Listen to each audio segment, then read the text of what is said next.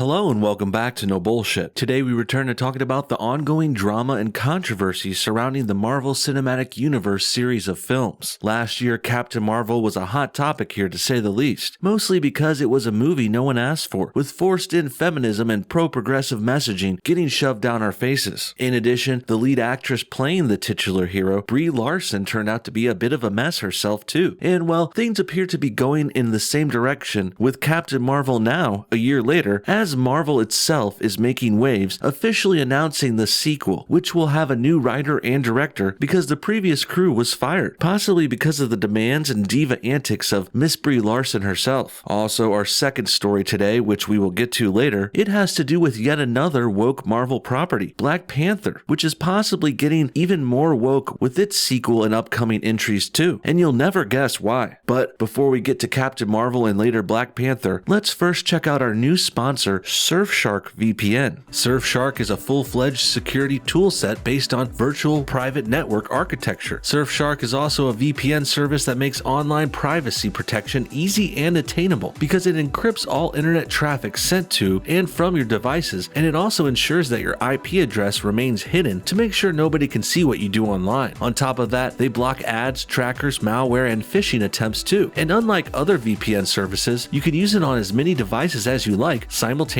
Very cool. I personally have used Surfshark to secure my digital life, which is very important to me in my career too, since I run a business here online. That's why I use Surfshark to encrypt my personal information and send it to a secure VPN tunnel so that no one can see it without our permission. Lastly, you can protect your ID with Surfshark too, because identity theft is increasingly common and it's a scary crime. So that's why I use Surfshark and its HackLock system, just in case your password might be compromised. So if you're interested, and you should be, click on the link in the description of this video or go to surfshark.deal/NoBS and use my promo code NoBS to sign up for 83% off and 1 extra month of the service for free, because I want you guys to try out Surfshark yourselves and get a chance to use this limited time deal. Thanks for your time, and now back to the show. Great, now that that's out of the way, let's jump right into the Captain Marvel news. The plank of wood, Brie Larson herself, or Captain Marvel, she's been making demands about her next film and the future for her series already. And as I said earlier, the crew from the first movie is out, but also Marvel is openly searching for a very telling kind of replacement for them. A number of tweets have been spelling out the angle we're talking about here, like this example from Discussing Film, which says, Marvel Studios is hoping to find a female director for Captain Marvel 2 and are currently eyeing a 2022 release date. The film will be set in present day. Okay, nothing too alarming or shocking there, really. It's actually pretty typical, all things considered. But just for a moment, imagine if another film said they were specifically searching for a male director. Would that fly, let alone be a welcomed and honored and heroic kind of choice in this day and age? Of course not, but for some reason, finding a woman director is this big, happy-go-lucky, positive headline, when really they should just be looking for the best director, or at the least, the one who can make this movie in the best way. Maybe that is a female director then. I do understand the female girl power aspect of this Captain Marvel series now, but at the same time, these kinds of double standards in current year are getting rather nauseating, and the fact that these creators think they should be praised and propped up for doing this, well, that's quite a joke too. I mean, do we really think Disney and Marvel are doing all this for the social justice warrior, pro-feminist, progressive causes that they're ranting and raving about? Please, they're just doing this political pandering to liberals to try and get attention and more viewers and to make more money off their films. And their shallow attempts to feign interest and support for this left-wing bullshit, well, it's enough to make a guy like me quite sick. Next, let's turn to the source and article attached to this tweet, which features another picture of Brie Larson looking angry, uncomfortable, awkward, and bored, and rather stiff and unappealing as well. And this unattractiveness is worth pointing out since recently, Larson has been obviously trying to counteract that and make her former frumpy self look better in the public now. And she's done so by going out and letting the girls out and getting overly sexualized and glammed up, even showing this massive cleavage on a few late night show circuits. Not the worst decision she's ever made, and sure, you could call me a pig, but I might have liked the Captain Marvel movie better if Larson actually looked sexy like this at least once in a while. Perhaps Captain Marvel 2 will amend this situation because Brie Larson is clearly trying to get herself out there more, if you know what I mean. The company has tapped rising scribe Megan McDonnell, a staff writer on the Marvel-based series WandaVision, to pen a script for a follow-up to the 2019 pick that starred Brie Larson and Samuel L. Jackson. McDonnell is in final negotiations to seal her deal. Sources say that Anne Bowden and Ryan Fleck, who co-wrote and directed the initial film hit, will not return to helm the sequel but are in talks to remain in the Marvel Universe and direct a possible Disney Plus series, aka they're getting demoted. Marvel is hoping to find a female filmmaker for Captain Marvel 2 and is eyeing a potential 2022 release. Well, this new team that's forming is going to have a lot of hard work on their hands here, especially if Samuel L. Jackson doesn't return to be Captain Marvel's co-star again. Sam playing a younger Nick Fury was most of the reason that first movie was even watchable at all, and now at this point, I really can't imagine him coming back to be a full co-star once again. He's literally getting too old for this shit. But the lack of a legendary co-star and the awkward call for finding a female director are hardly the most cringe parts of this story. This next piece's title really says it all here. It's called Brie Larson reportedly asking for equal pay and top billing in Avengers 5. Well, of course she is. Brie is a hothead, overly confident, shameless, and tactless human being. So it's not surprising she made this whole thing supposedly about gender equality and also about notoriety and fame for her, over actually being about what's important, like giving a shit about the work and the art and the quality of these films. But Larson doesn't appear to be here to make great movies, nor is she here to put on a good performance. No, Larson wants to make it all about her